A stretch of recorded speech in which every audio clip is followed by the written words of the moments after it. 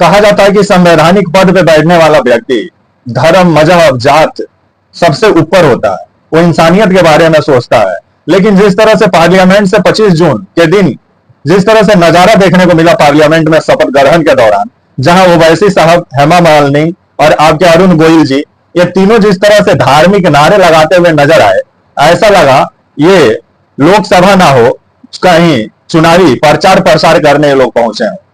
मतलब एक संवैधानिक जगह को जिस तरह से ये लोग, ऐसा लगा कि चुनाव का मंच ये लोग बना दिए हैं पार्लियामेंट को। आइए बात करते हैं। नमस्कार, मेरा नाम विश्वजीत कुमार और आप देख रहे हैं वॉक फॉर इंडिया न्यूज। 25 जून को आपका लोकसभा से जिस तरह से तस्वीरें आई, वो सोचने पर मजबूर कर दी कि जिस तरह से अब लोकसभा के भीतर जो आपका संवैधानिक जगह है, जहां आपका चुने हुए प्रतिनिधि लोकसभा में बैठते हैं, जब वही प्रतिनिधि सरेआम संविधान का धजिया उड़ाते हुए नजर आए, सरेआम धार्मिक नारे लगाते हुए नजर आए, तो ऐसा लग रहा है कि ये पार्लियामेंट ना हो, कोई चुनाव का मंच हो।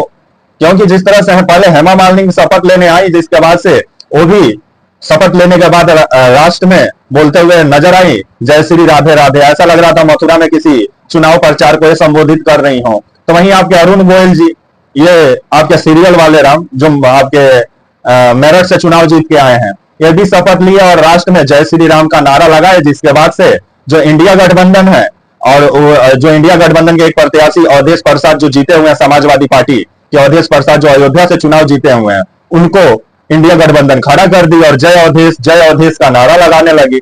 और जिसके बाद से अरुण गोयल जय श्री राम का नारा लगाने लगे। ऐसा लगा ये पार्लियामेंट ना हो, ये कहीं चुनावी मंच बन गया हो पार्लियामेंट। इन सब पे चुने हुए प्रतिनिधियों को ध्यान देना चाहिए। आप संवैधानिक पद पे बैठे हुए व्यक्ति अगर इस तरह से नारे लगाए तो इससे क्या संदेश जाता है?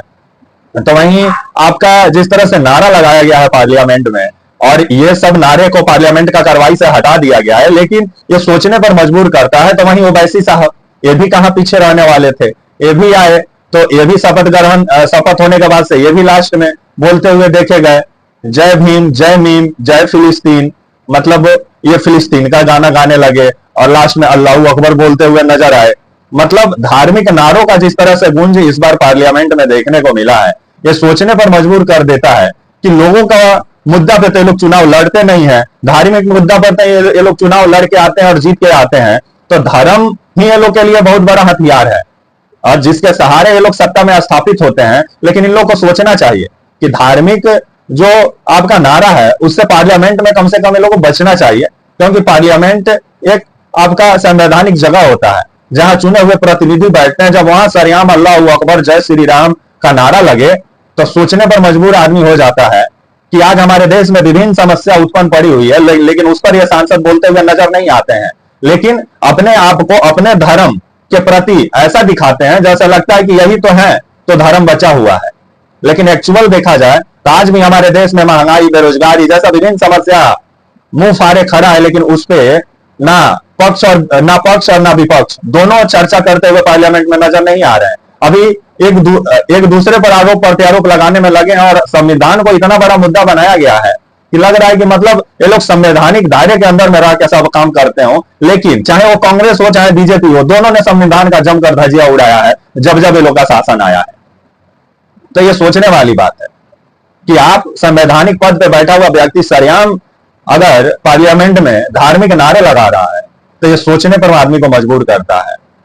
और तो वहीं आज 26 आपका जून है, आज स्पीकर के लिए भी चुनाव होने वाला है क्योंकि आम सहमति बना नहीं एनडीए और एनडीए में, जिसके बाद से अब आज 26 जून को चुनाव होगा। बताया जा रहा है 11:30 बजे के आसपास चुनाव है और देखने वाली बात होगी कि के सुरेश और ओम बिरला में कौन जीतने में कामयाब होता है। क्योंकि के सुरेश को इंडिया गठबंधन अपना उम्मीदवार बनाया है तो वहीं ओम बिरला को एनडीए उम्मीदवार बनाई है। लेकिन जिस तरह से धार्मिक नारे पार्लियामेंट में सुनने को मिले तो इस पर राजनेताओं को सोचना चाहिए, जो सांसद लोग हैं, माननीय लोग हैं, उनको सोचना चाहिए। लेकिन कहा जाता है ना, यही तो धर्म मजहब के सहारे राजनीति करके ये लोग पार्लियामेंट पहुंचते हैं, तो इसको कैसे छोड़ देंगे। अब आने वाले समय में इसका गुंज और देखने को मिलेगा। तब तक के लिए आप मुझे इजाजत दीजिए और आप हमारे channel walk for India news को प्लीज लाइक और सब्सक्राइब और शेयर करना ना भूलें। तब तक के लिए नमस्कार, जय हिंद, वंदे मातरम।